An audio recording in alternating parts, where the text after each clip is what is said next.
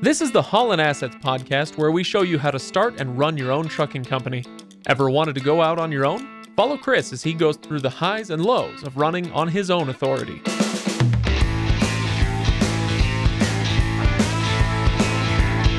Welcome, everybody. Welcome to the Haulin Assets podcast. This is episode number 142. It's a familiar subject if you've been listening approximately forever. I'm your host, Craig Hanks. Over there, he's Chris. How's it going, Chris? Good. How are you doing? I'm all right. We're doing another morning recording. It's not early morning, though, so hopefully we won't be as loopy as, if you... Early enough that the Air Force still isn't awake, so we shouldn't get any jet issues. It's before noon, so... Oh, man. They had some real exercises going yesterday. If we had recorded yesterday like we had planned, it would have been a lot of editing on my part. So, okay, today we're talking cost per mile. Okay, this is a subject that will be familiar to anybody who's been listening for a long time, and anybody who's been in trucking for any amount of time, really. But we'll get there in just a moment. I do want to remind you to go to haulinassetslc.com for full show notes, for links, for commenting, for all that stuff, for all those past episodes. But I also will usually tell you to go to motorcarrierhq.com, and my usual riff is, hey, there are tools and tips and tricks and all that blah, blah, blah. Well, today we're going to talk about a very specific tool that you can find at motorcarrierhq.com, so I'm going to say it one more time. motorcarrierhq.com. Go check it out. Chris, am I missing anything? No, you're right on. It's under the resources tab on the Motor Carrier HQ site. They've got a cost per mile calculator that you can use to kind of help. This is, especially if you're thinking about getting in, this is a really good tool because you can kind of use it to estimate what your cost per mile is going to be. We're going to get into the nitty gritty if you're already up and running of how you calculate your cost per mile. The cost per mile calculator, is good, but the best way to do it is what we're going to talk about today. Yeah. Also, so in the show notes on haulinassetslc.com, I'll have the Excel spreadsheet that I use to calculate my cost per mile that we're going to be talking about. So if you can jump on real quick, pull that up, it'll make it easier to kind of follow along with everything. So you can check that out there. So the show notes this time are going to have a few resources that you definitely want to check out. Cool. All right. Well, yes, absolutely. So, Chris, before we start talking about cost per mile, any tales from the road? What's been going on these days? Yeah, I've got a good one. Oh, you got that gleam in your eye, like it's not a good one, Chris. It's not a good one. So in the military, one of the things whenever you're doing, weapons training or explosives training or something, you got to have positive control of whether it's your weapon or whatever it is that you're handling. You don't just assume that everything's fine. Yeah. Right. So if you remember several months ago, Brad talked about a grenade exploding in one of our rear ends and causing all kinds of damage in the rear end that ended up having to get replaced. Sure. Well, somebody hasn't been keeping positive control of the grenades. What? Okay. Wait, what? So we had another one, same exact thing.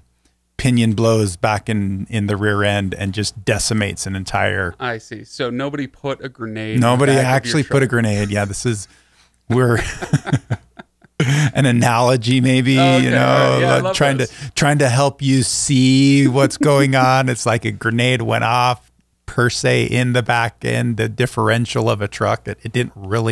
A grenade didn't really go off. You're trying to get me to understand trucks. I am. That's it's not working. Yeah. Okay. All right. So what happened? Opinion blew. Yeah. So the whole rear end blows. Truck has to get towed. And the problem with this one more so than the other one is it happened. So it was a load that we picked up of cucumbers in Nogales, Arizona, and it was going to the Kansas City area. Okay. And driver was outside of El Paso when it happened. Oof. Truck gets towed to El Paso, figure out what's wrong, this happens on a Friday, of course. Obviously. Just the worst timing in the world.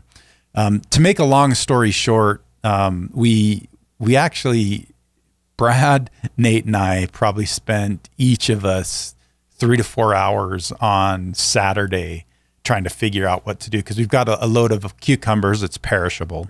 Yeah, it's got to get moving. It's got to get moving. Something's got to happen. I could not get hold of the broker, which really pissed me off. Like the broker didn't even acknowledge me until Monday. Oh, wow. And the load was supposed to be delivered on Sunday. So like, hey, all hands on deck. Yeah. So anyway, what we ended up making happen is we were able to get a rental truck, which was not cheap, and they're kind of a piece of crap. Sure. Get a rental truck, and to make a long story short, we get the load delivered on Monday morning. So 24 hours past the delivery time. Yeah. Which the receiver, everything was pretty good, but we get to the delivery point and the broker at this point still hasn't even acknowledged that we're having an issue with the load. I'd tried calling him a couple times, left messages, sent emails, nothing. So the broker was no help whatsoever. We get the load delivered. And the other reason we decided to rent a truck, mainly because of the perishable, but also the driver.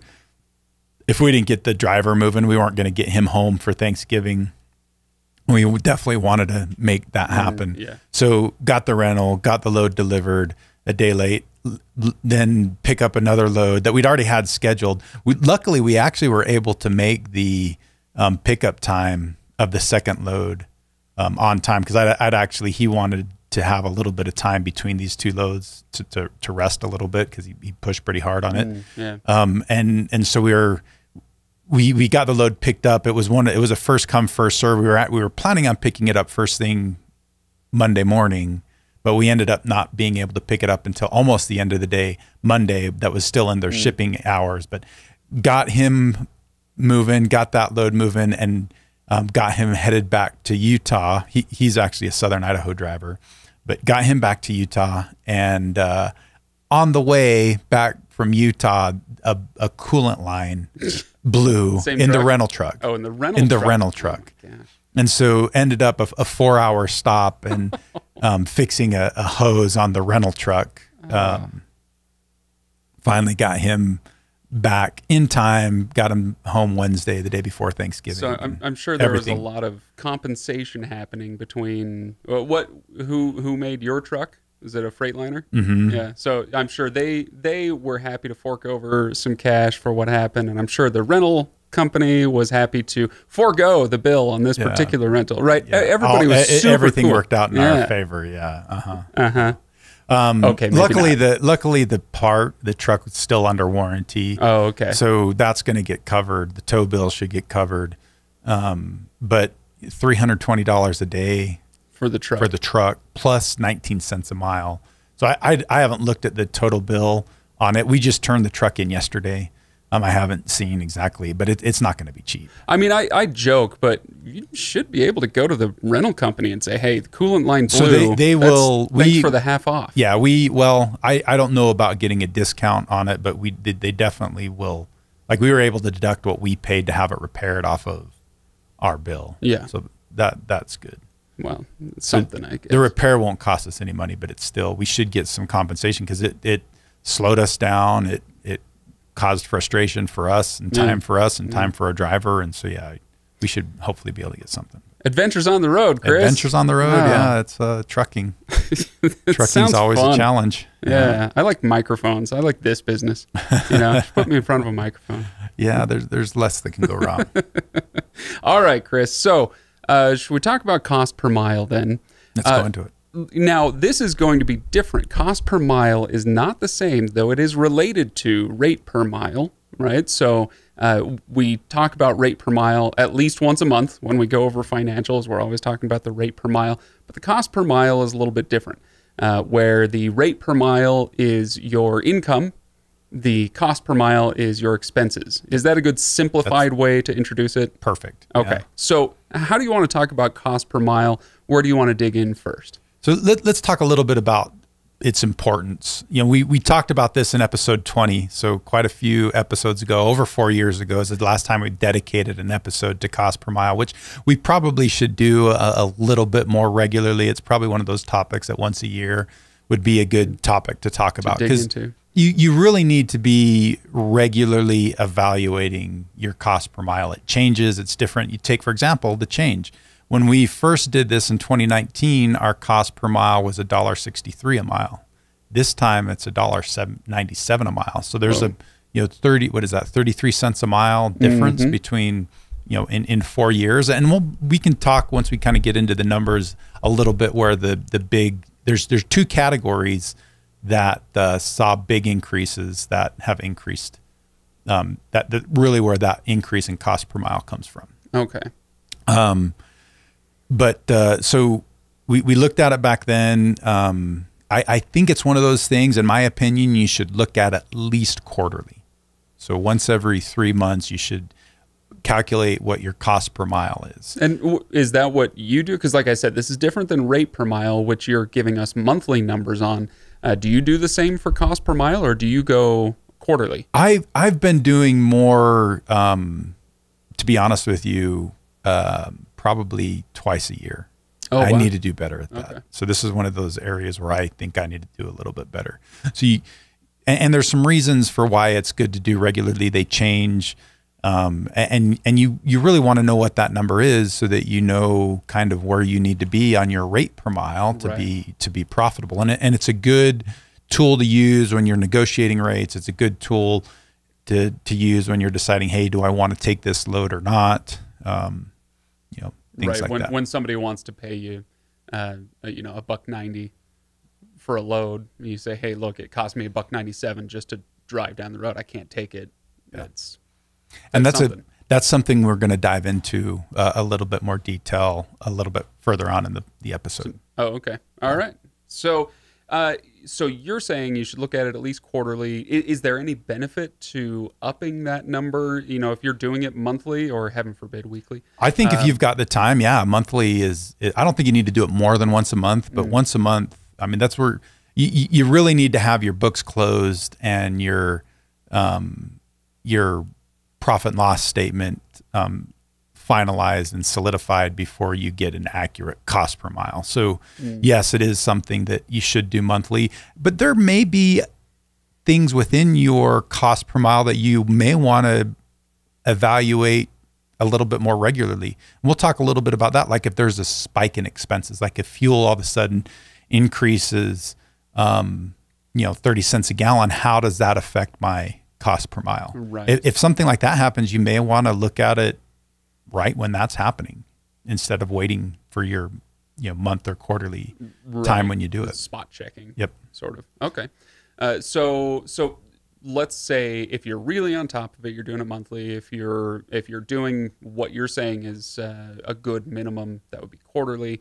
And then what is there anything else we need to know about the timing of it? When during the quarter, or when during the year is it most valuable? It doesn't so much matter. I wouldn't think it would matter as much like when in the quarter or when in the year you do it.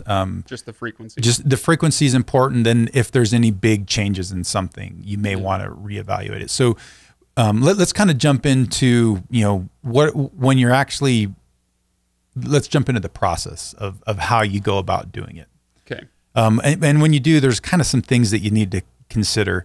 One of the biggest ones is, I can calculate my cost per mile based off of my average monthly expenses over the last 6 months, or I can take a snapshot and look at, okay, what is my actual cost per mile over the last month? And there's some advantages of looking at that, like those 1 month numbers versus looking at your 6 month numbers or your 1 year numbers.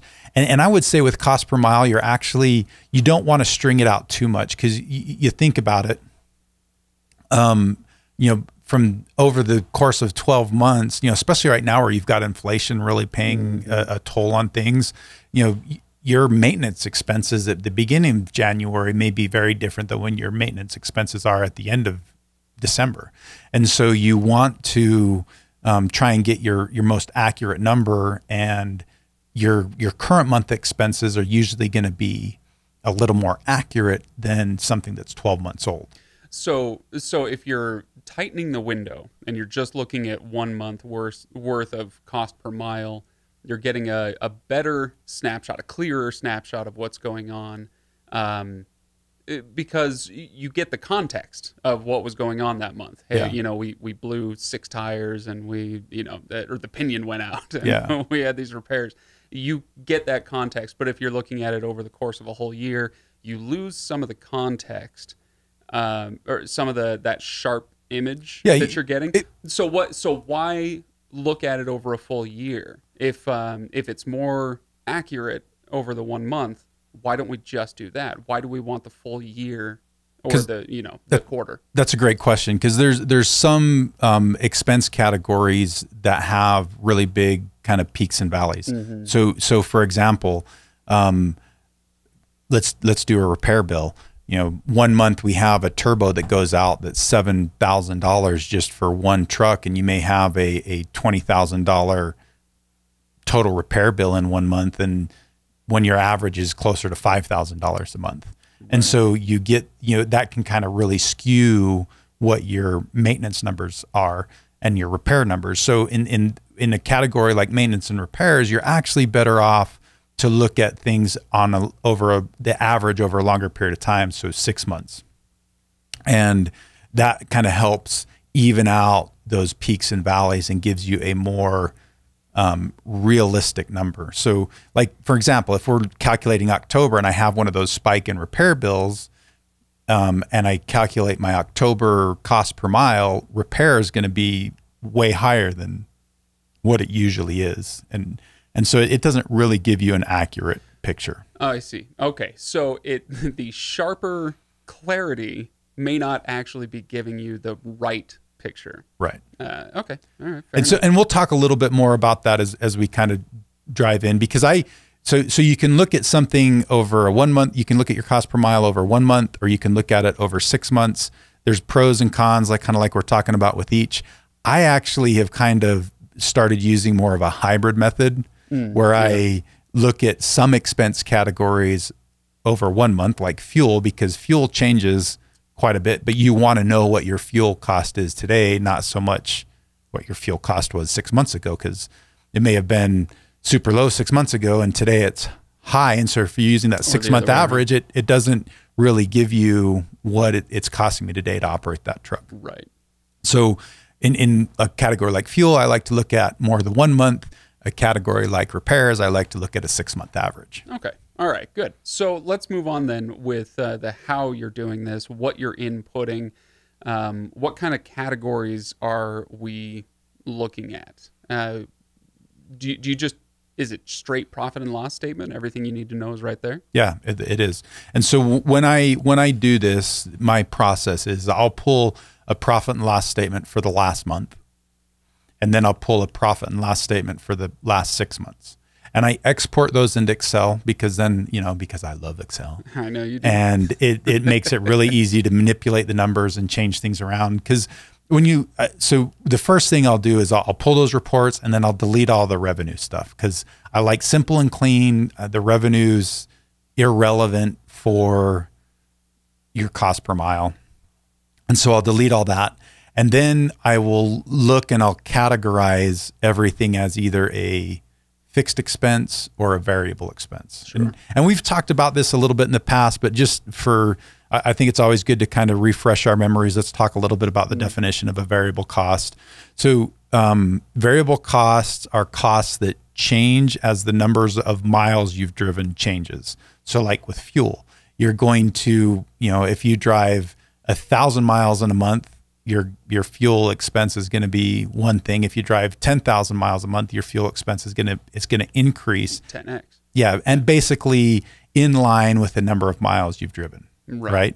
Fuel does that. Maintenance does that. Repairs, driver pay does that. Everything like that. Those are all variable costs.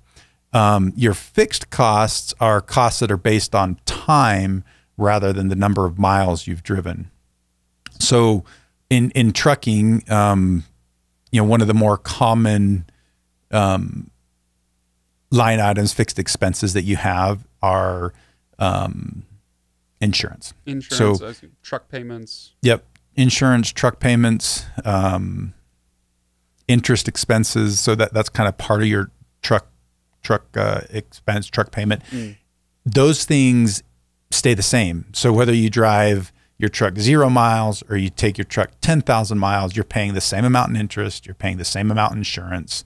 So that's a fixed cost. It's like rent. It's like think rent. of it like rent. Rent in a building would be example of another fixed cost. Okay. Yeah. That makes sense? Yeah, I'm with you now. So you are categorizing it by these two expenses, or these two types of expenses. Do you do any further subcategorization within those that we need to get into? Not usually, because I usually, again, I try to keep it simple. And so in the vein of keeping it simple, I will actually take it took you everything you had not to call me stupid. No, I would never do that. At least not out loud. Okay, so in the interest of keeping it simple. In the interest of keeping it simple, I will actually lump some of the smaller fixed costs together into one category that I call G&A, or general and administrative costs. Okay. And then I'll do the same thing with variable, and I call those miscellaneous. So like, for example, in mine, let's see, what do I do here? Some of the fixed costs that I'll lump together are things like bank fees, office supplies, utilities. Okay. I'll just put that into that G&A category. They're not massive. They're not massive expenses. They don't move the needle a whole ton. And so I just put those in one. But they still matter. They still matter. Yeah, you still need to know what to the it is. guy who always puts the cents at the end of his report. It's kind of like overhead, right? It's one of those costs that it's there, it's important, but you don't need to know every little piece that is in that category. Okay. And then with variable costs, there's really only two that I typically lump together, and they are lumper fees and scale fees. So I put those into just that miscellaneous category. Just the little things you got to do to go down the road. Yeah, and you'll see if you pull up that spreadsheet at HaulinAssetsLLC.com in the show notes for episode 142, you'll see that Excel spreadsheet, and you'll see all this. I mean, here's a printout of it. He's showing to the YouTube audience. Yes. And you can get all this, of course, in the show notes. You'll see the same thing in the show notes. Yeah. And so then if you kind of look at it, I have the fixed expenses all in order, and then I have the variable expenses in order. And so I put those all in a nice little, I'm trying to think the best way to say this, just in order. I put them in a nice little order. So the fixed expenses are all categorized together. The variable expenses are all categorized together. And it comes out looking good and looking clean. Again, go look at it. You can see it. It's fairly self-explanatory at that point. So this is all the money side of things, but the profit and loss statement isn't going to have the number of miles per se. So you're going to have to go grab that and make sure you're tracking accurately, et cetera, et cetera. Most people are using an ELD system today, so pulling those. This should not be a problem. It should be simple. Yeah. A 2-minute job. Yeah. Okay. So now you've got your expenses. As you said, you're disregarding profit right now. So you've got all your expenses, you've got your miles run, and this gives you your cost per mile. Is that it? We done here? Yeah. Well, so it's starting to. We're starting to get a clearer picture. One of the things that I will do is now I'll kind of go through each one of those line items on this spreadsheet now that I've got them kind of organized. And I'll look at it and I'll say, okay, like for example, truck insurance. Do I want to look at what this is for 1 month, or do I think the 1 month snapshot, the most current month, is going to give me the most accurate picture, or do I think the 6 month average is going to give me the most accurate picture? And then I'll put either the 1 month snapshot or the 6 month average in the cell for each line item. So like, for example, most of the fixed expenses, it's really not much of a difference one way or the other. The actual cost versus the 6 month average is going to stay about the same. Maybe once a year, things might get reassessed or something like that. But for the most part, it's same month over month. Yep. Okay. And so, but then the variable costs, they get much different. So like driver pay. Driver pays, that it's actually one of those that typically doesn't change a whole lot, but Pretty steady. because you'll have, like we've talked about in the past, you'll have one month where you've got 5 payrolls instead of 4 payrolls, I'll usually use the 6-month average because that gives me that 5-week version. Yeah. And that one is even one that I may even manipulate further. Like I may say, hey, I like the 3-month, the most recent 3 months better because, you know, we did a better job of keeping our driver, keeping the trucks full with drivers during the most recent 3 months versus the past 6 months. And so that'll give us a more accurate picture. Again, kind of the decision behind all of this is giving me what gives me the most accurate number of what my actual cost per mile is. So fuel, that's definitely one I typically just do the current month, because that's going to that's going to take into account what the current fuel prices are. Right. And obviously those can change pretty wildly. So, okay. So now I'm just trying to imagine looking at my spreadsheet here. Ooh, okay. Sorry. I got a little shivery when I said that. I'm looking at my spreadsheet, and every line item has a cost per mile. Is that right? So it's costing me X number of cents for insurance per mile. Yeah. So there's a column in my spreadsheet going over every line item in the expenses, and it'll have that cost per mile. And we're trying to get to where we can add all of those up to the total. Correct. Is that right? Yep. Okay. So for example, my fuel cost per mile, and fuel is just October's numbers, was 72 cents a mile. Okay. Then going down the next line item is damages. And that's one that I'll take the 6-month average for sure. Right. Because it can have some wild swings. You may have nothing one month and $10,000 the next. Factoring dispatch fee, that one's, it can kind of be either 6-month or the most recent month. Right. Maintenance is definitely a 6-month average. Typically repairs 6-month average. Taxes and licenses. I'll usually do a 6-month average on that one. Tolls, 6-month average, but I may, if I think there's something weird going on in a month, I may use the most current month, but typically tolls is better at 6-month, washout 6-month, and then the miscellaneous expenses, I usually do those as a 6-month average as well. Okay. Excellent. So that's kind of what the hybrid is. You're going for what's going to give you the most accurate cost per mile. So the hybrid being some of them are monthly, some of them are 3 months, some 6 months, whatever. Yep. Okay, interesting. So when I came out and I did this and I calculated it, my fixed cost per mile came to 35 cents a mile. Mm-hmm. My variable cost per mile came to $1.63 a mile. So that's the 197. 197 is the total. 197, right? Yep. Okay, so we've got $1.97 cost per mile. I almost said rate per mile, Chris. That was close. We might as well call it gas. All right, so we've got $1.97, and this is, I want to get into, okay, what do we do with that number now, right? We were talking earlier about, hey, this is maybe can help you negotiate. Or maybe it's not even about negotiating. You're not trying to increase the rate per mile you're getting from somebody. It's just allowing you to say, no, thank you.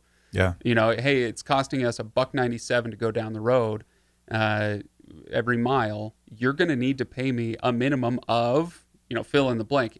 No, I'm not going to take your load for $1.80 because that doesn't make any sense. And that's a good negotiating tool to use. Like a lot of times brokers and they're not going to move the needle a whole bunch, but the more information you can usually give them, the more, one, some of them are going to be impressed that you even know what that is, that you're calculating it, and you can tell what your cost per mile is. And that just adds credibility to you. Hey, this is a company that pays attention, and I'm more likely to get a good experience with these guys than I would somebody that's just flying by the seat of their pants. And so they may not actually bump you up in rate because your cost per mile won't cover what they're asking, what they're trying to get out of you.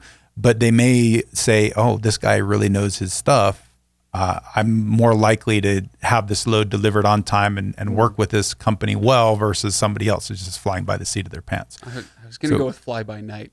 Fly by night. I mean, however you want to know. I like the old ones, Chris. I like the classics. The oldies but goodies. Yeah. Okay, so you're great. You're not a fly by night, by the seat of your pants. What are there any other flight analogies here? Probably. Or sayings. Okay, so great. What else can you do with it? I mean, this has to be good internally for something, right? Is it just, hey, I just calculated our cost per mile, and compared to 6 months ago, it's creeping up. Is there something going on? Something like that? Yeah, that you can use it for that. One of the biggest things I use it for is, okay, this is what my cost per mile is. We're only getting $2 a mile or $1.90 a mile in all-in revenue. We've got to change something. We've got to do something. This isn't sustainable. And so it gives you a good gauge on where you need to be to make your company profitable. Right. And so, I look at this and I'm like, okay, gosh, we've been averaging, the last several months, we've been averaging under $2 a mile, under this number. We have got to get up above, 210, 215 to really kind of start to make things work well. Right. And so, it's a good indication there on where you need to be healthy. And so another thing another thing I want to talk a little bit about is, does that mean that I will never take a load that's under $1.97? Right. I mean, you've talked about this in the past. Like if a driver is kind of stuck somewhere and you need to get them back, and there isn't a load around, hey, it's better to take the $1.90 load than it is to, deadhead all the way back from Georgia or whatever. Yeah. Right. And so let's talk a little bit about that. I want to use an example of a recent trip that one of our trucks took. It's not uncommon for us to take a load from Utah into Florida. And we know going into Florida, we're going to get a pretty good rate. Coming out of Florida, it's going to be terrible. Yeah.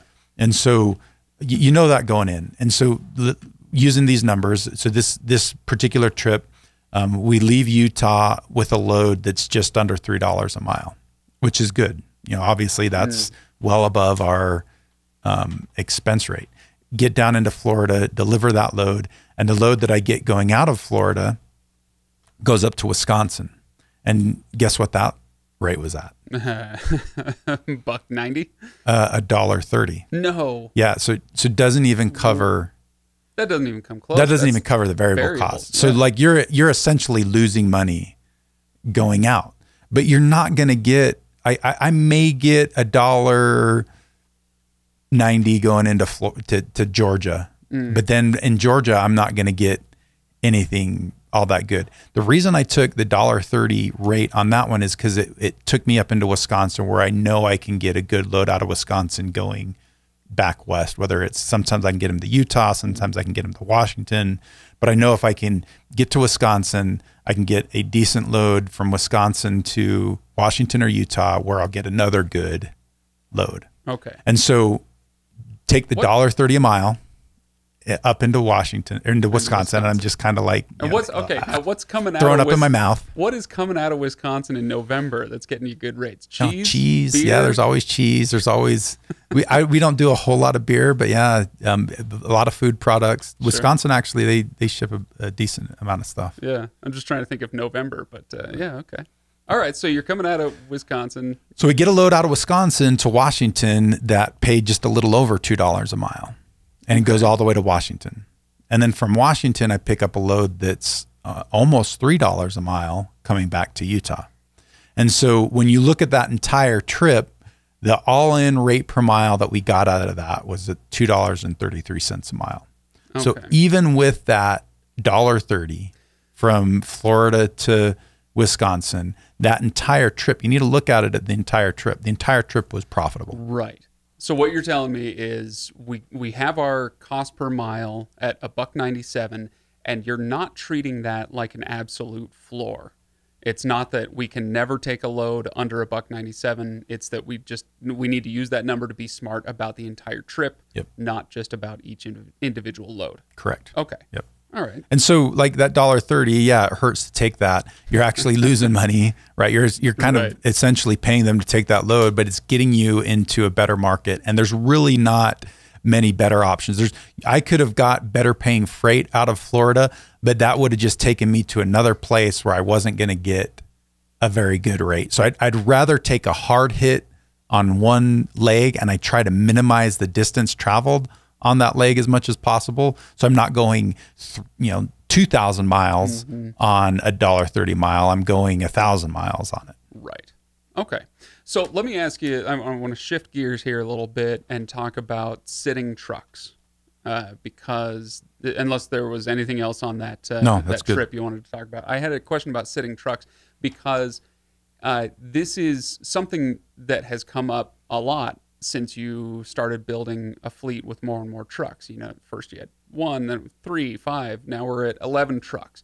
And you're kind of constantly talking about, we had a truck sitting for 2 weeks. We had 2 trucks sitting this month for X number of days. So if I'm thinking about it in terms of cost per mile, essentially when you're thinking about we had a truck sitting, you've been able to calculate, okay, it cost, what was it, 34 cents per mile. 35 are fixed? The fixed expenses. 35 cents a mile. 35 cents a mile for the fixed expenses on a truck. And so if you have an 11 truck fleet and one of them is sitting, essentially that 35 cents now gets spread out across the other 10 trucks where they have to do, fast math, they've got to do an extra 3 cents ish per mile to make up the cost of that sitting truck. Is that accurate? That's actually very accurate. And that brings me to kind of another point that I wanted to make. And let's use this as an example again. So October, this is mostly using October's numbers. So 128,000 miles, 128,771 miles is what we drove in October. Okay. If the previous 5 months prior to October, we'd averaged about 104,000 miles. Same number of trucks, but 104,000 miles mainly because of what you're talking about. We had 1 or 2 drivers every month, not... Right. Vacations, sick days, something happens. Moving between drivers, somebody quit or we let somebody go. And so we averaged 104 versus 128,000 miles. And 104,000 miles, our fixed costs are 43 cents a mile. So that makes a big difference. That's 8 cents a mile. Yeah. And that's going to have a swing with hauling assets of between $4,000 to $8,000 of additional expense. It's like having $4,000 to $8,000 of additional expense when we have trucks sitting like that, and so it's huge. That just kind of goes to show how important it is to get as many miles across your fleet as possible because it helps spread that fixed cost out and it helps make your company more profitable. Okay, well that answers that.